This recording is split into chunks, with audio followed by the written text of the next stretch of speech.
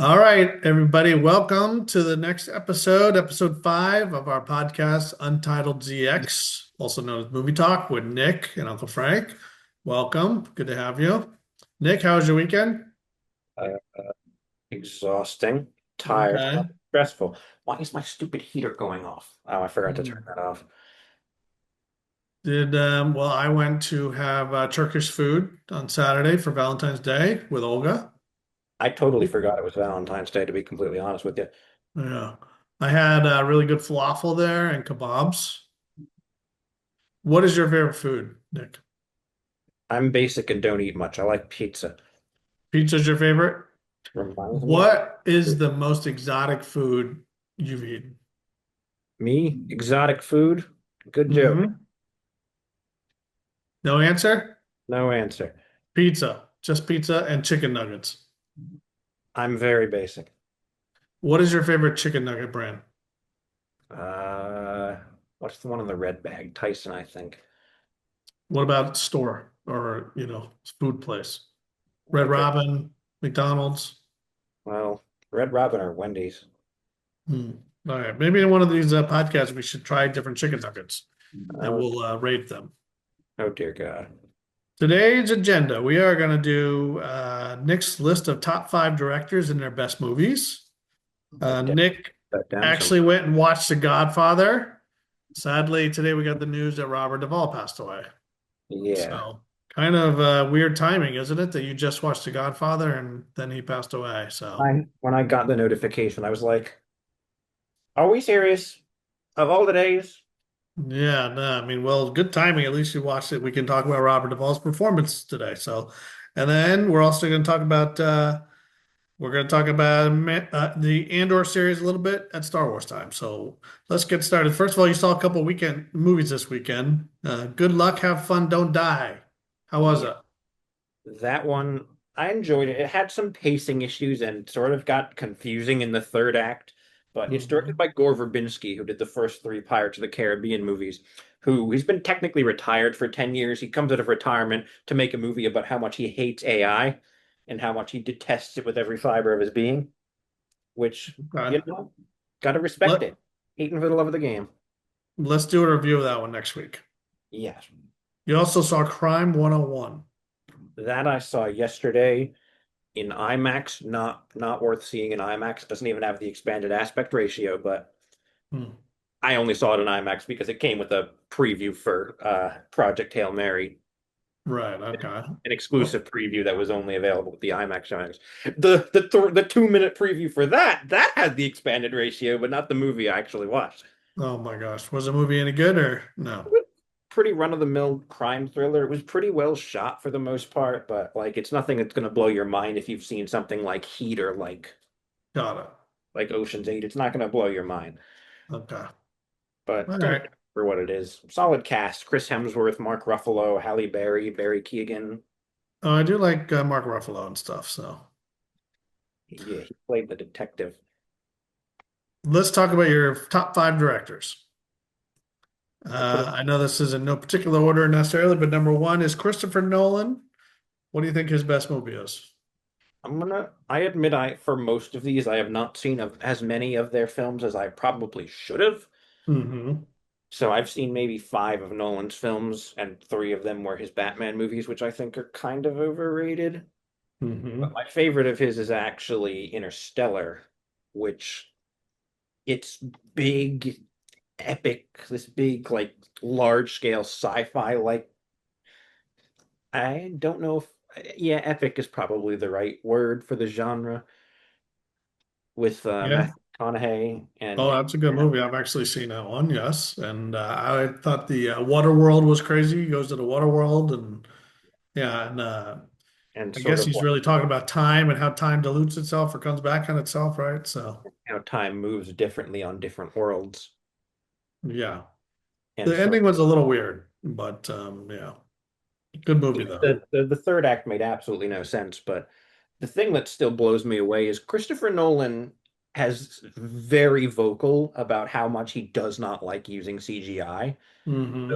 I've always wondered, and I feel like I need to go back and watch some sort of like behind the scenes stuff for this movie because I really want to know how he pulls off this like insane scale and these like space visuals without Yeah. the usage of CGI. I mean, people make jokes about how Christopher Nolan would like actually just send Matthew McConaughey into a black hole to avoid using CGI, or how like he'd actually make a deal with like the Greek gods for the Odyssey or something. It feels like he had to use CGI for Interstellar. It feels like it should, but I don't think he did. And every Hmm. time I sort of doubt it, even with the scale of everything, is I also always remember back to like the original Star Warses, which did all of what they did without before CGI was even a thing. So I'm like, Yeah, yeah. that's 40 something years later. It is possible, but yeah, Technological. they must have been big sets then. Seems Absolutely. crazy, yeah. All right, your next favorite director, Martin Scorsese. You have a favorite of his? Um, I know the like default pick that a lot of people go for is like Goodfellas, which I have seen, but my favorite of his is actually his most recent film. I've only seen a handful of his, but his most recent film, Killers of the Flower Moon, came out in 2023. Phenomenal film. It was this like crime drama thriller about sort of this rich white dude having his nephew murder these like Native Americans so he can get their land, which is populated with oil. So you've got Leo DiCaprio. Um, Robert De Niro is our main antagonist of the story, the wealthy, rich white guy who doesn't actually care about anything but his money. I And it haven't seen that. I heard it's good, so I'll have to watch that one.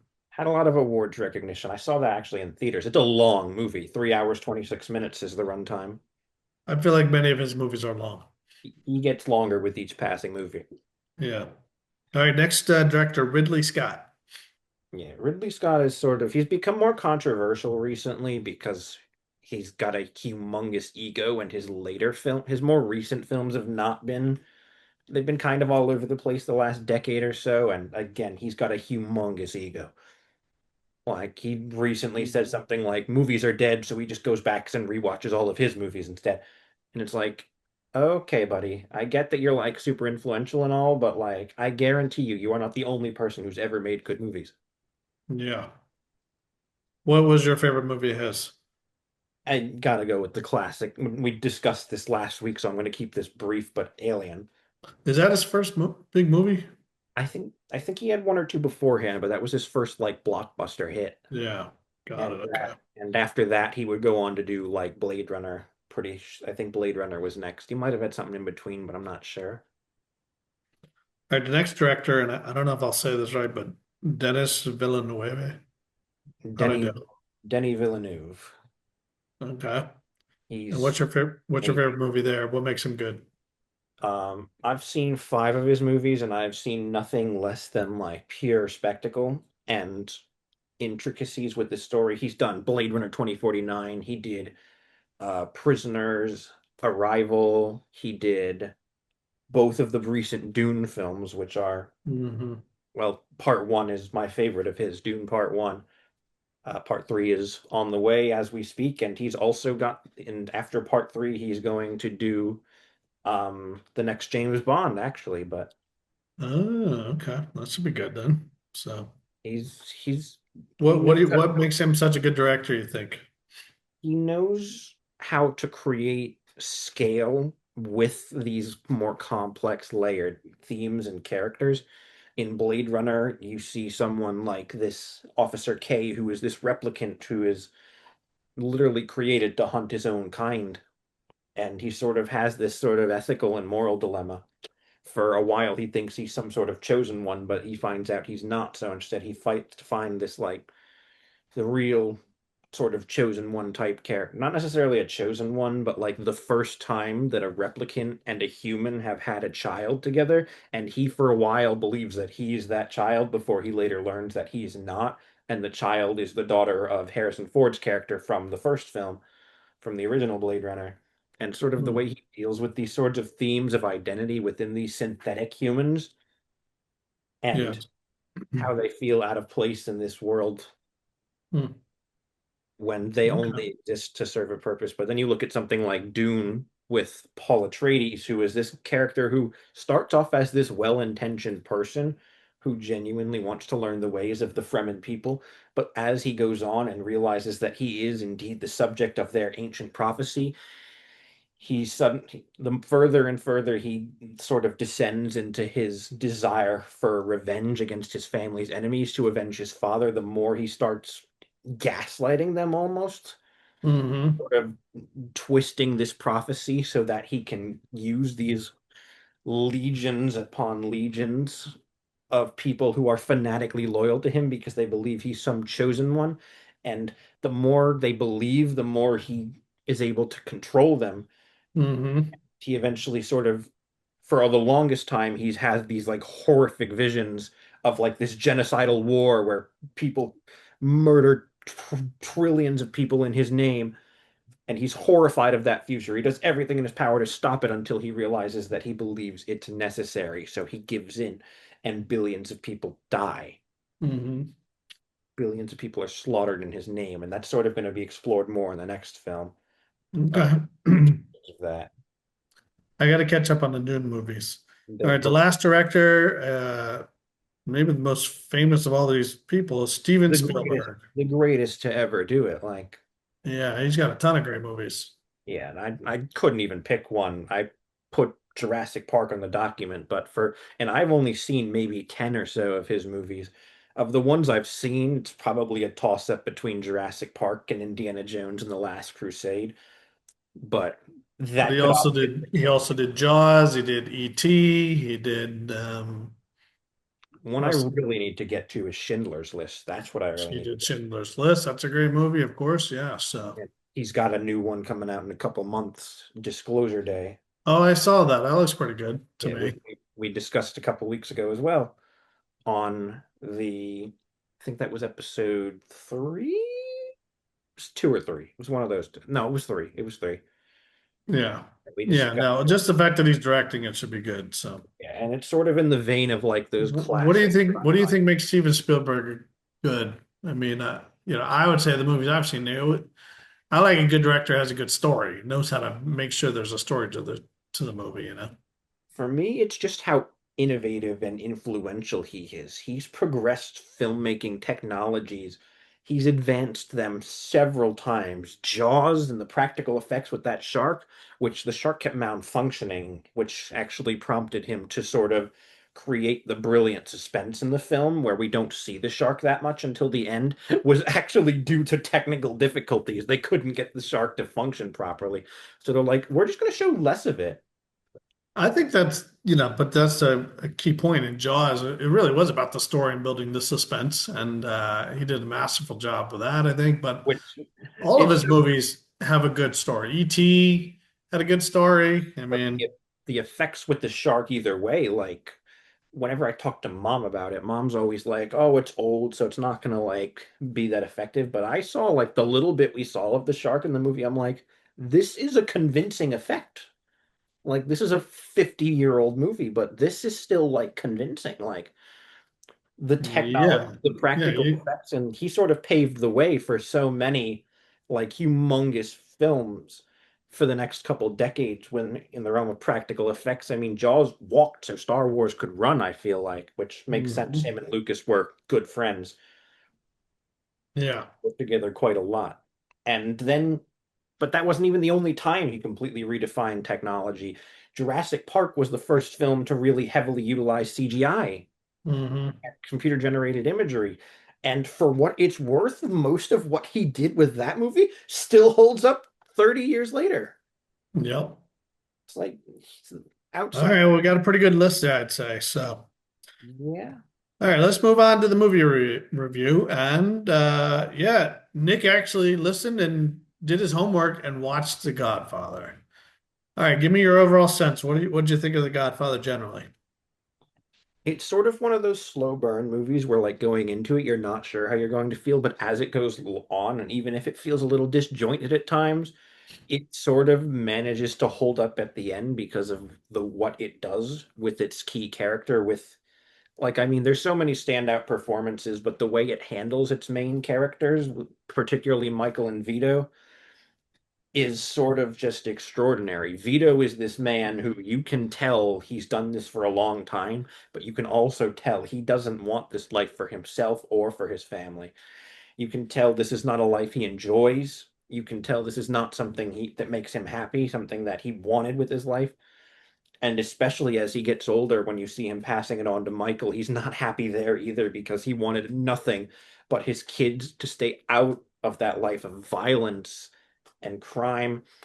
And then comparatively, you see Michael, who wants nothing to do with it. He's a military man who's come home from the war, from and he wants nothing more than just to live a normal life.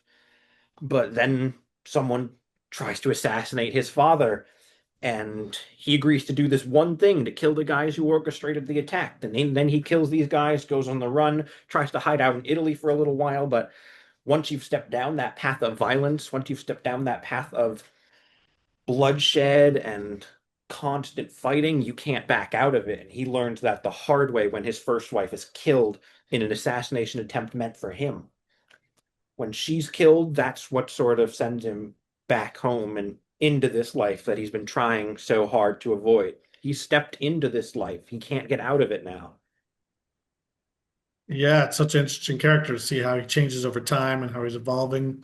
And Wait till you see number two. Number you two is supposed to be one of those sequels, and maybe the best sequel ever. Really, it's considered one of the best movies. it was the first sequel to ever win Best Picture at the Oscars, Hmm. and was the first franchise to have two consecutive entries win that award. That's right. Yeah. And Robert Duvall was in it. What do you think of his performance? He was Tom, right? Tom Hagen. Yeah.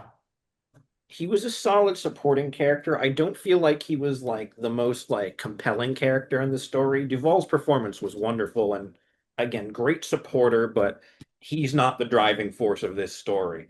No, he's not the main guy now, but Again, the driving force is Michael and Vito to an extent. And I think that stays the same in two because two focuses a lot on a younger Vito. It's sort of, as far as I'm aware, it's like an interconnecting story where it's part prequel, part sequel, where part of the yeah, story is about you're like gonna. Vito's rise and the rise of the Corleone family, and then the other part is about Michael's like downfall. Yeah, yeah. I'm not gonna ruin it for you. So yeah, we'll have to review that in a couple weeks when you get time to watch it. And then there's the third one that nobody really cared about, but What do you nobody. think about Brando? Have you seen other Brando movies? I saw him in the original Superman. He wasn't in it very much, but he was in it. Yeah. I haven't seen much of his original movies either, but yeah, maybe we gotta go back and watch some of them. Yeah, good talking point. Way it would be to go back and see some of the other things he's in. I kind of want to see some of Coppola's older movies as well because Coppola's sort of a really interesting filmmaker because he went from like the first two Godfathers and Apocalypse Now in the 70s, which are like such highly, highly regarded films, and then he just never really had something like that again. And for like 20 something years, everything he did just felt like he was trying to chase that high. I mean, he even went back to The Godfather in the early 90s. It felt like he was chasing that high to absolutely no avail. Nowadays, he's in his 80s and he's sort of realized that he's never going to make something as influential as either of the first two Godfathers or Apocalypse Now ever again. So now he's just doing whatever the hell he feels like, as evidenced with Megalopolis in 2024, which was a notorious flop, although for what it's worth, I did kind of enjoy it. Hmm. Yeah, I heard he lost a lot of money from that. He wasn't really aiming to make money there, so he didn't really care that much. He was at a point where it's like he's been working on that movie for 40 years. He's going to do it, and nobody's going to care. Yeah. It's like he doesn't care if he makes the biggest box office flop in history. They give him the money to make it. He's going to make it. At that point, he no longer cares.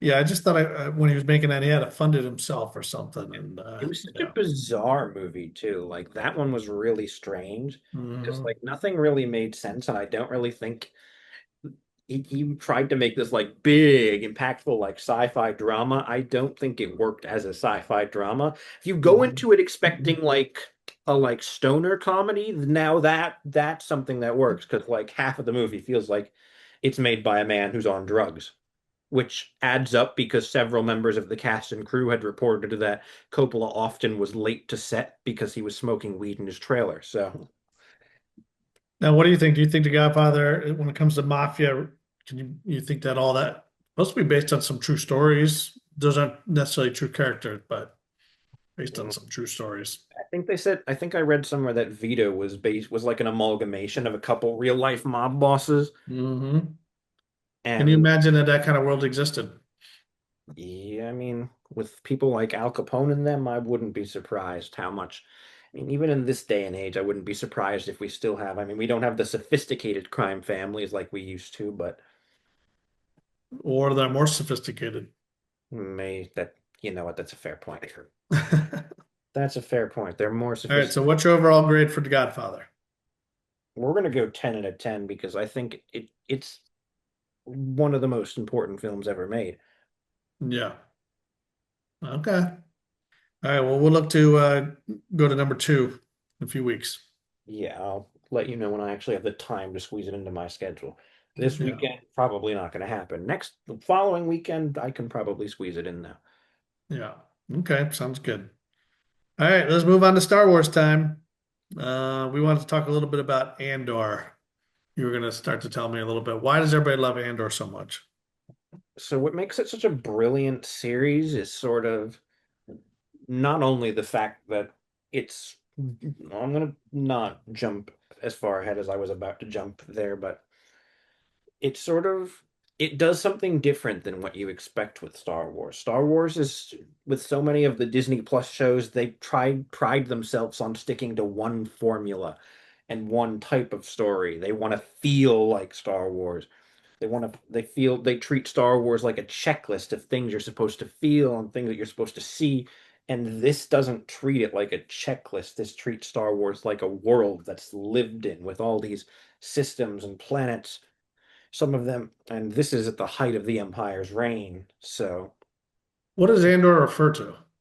the titular character Cassian Andor, who was one of the main characters in the Rogue One film, this lead Andor, especially that second seat and final season, leads directly into the Rogue One movie, which itself leads directly into the original film.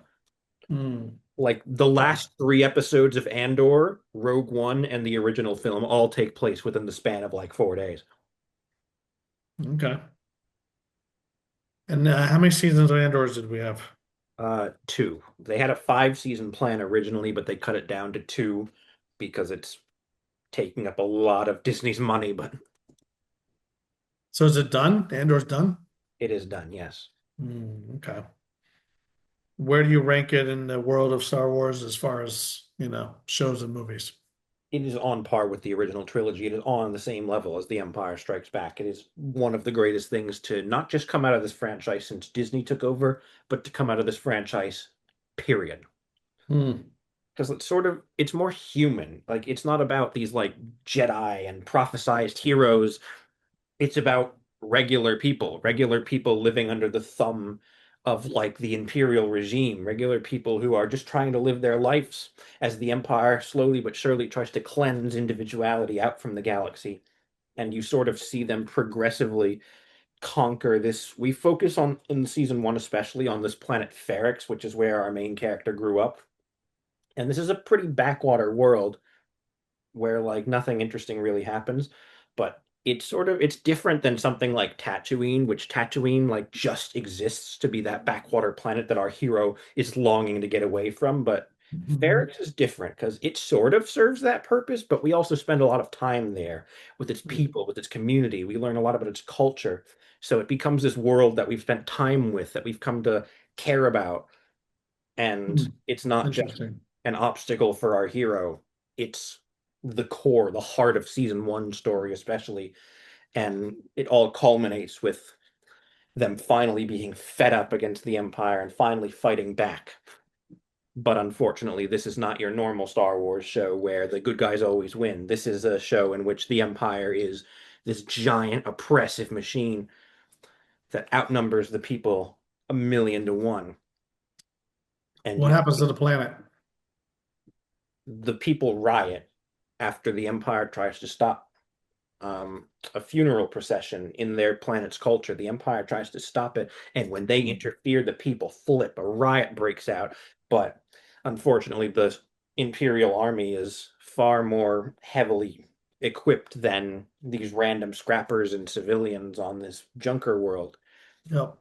So, as you can imagine, a lot of civilian casualties, which Okay. happens a lot. The Empire subjugates. The Empire is this is the most terrifying and most competent the Empire has ever been because it's more real. We see a lot of not just the Empire killing civilians, but we see the Empire, like we see some of their intelligence. We see them working on like tax trades and stuff like that. We see like the Mm, mundane levels of the Empire, which is mm. almost more terrifying than planet killing super weapons because it's something we can imagine Yeah. in our real time.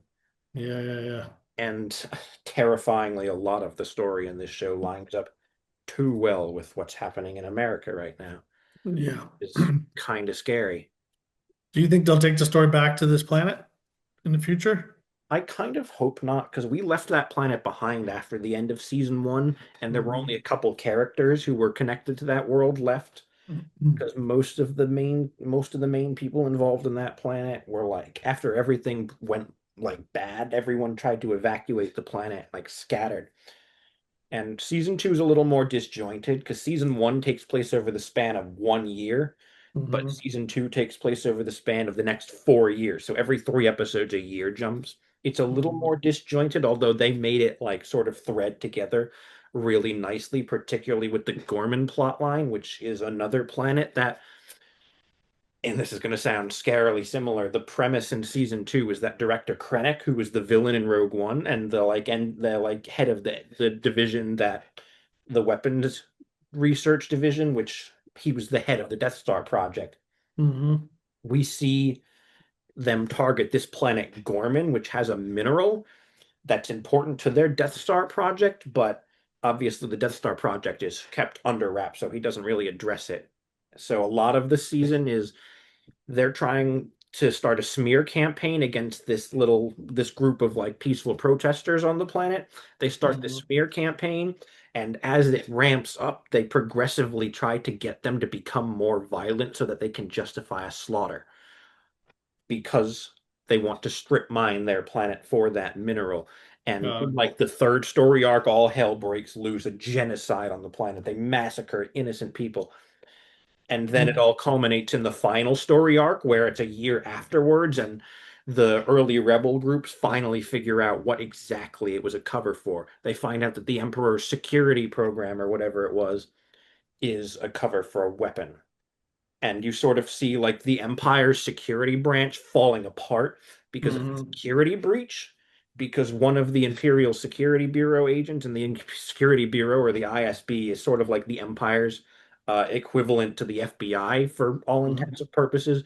One of Mhm. their agents is a mole for the rebels who's been feeding information and framing other member. He fed Yeah. information and then framed one of his colleagues for it, which leads to the entire security bureau falling apart. And mind you, this is literally days before the original film in Rogue One. Like this, Yep. right when they find out for the first time that the Empire's building this super weapon. Yeah.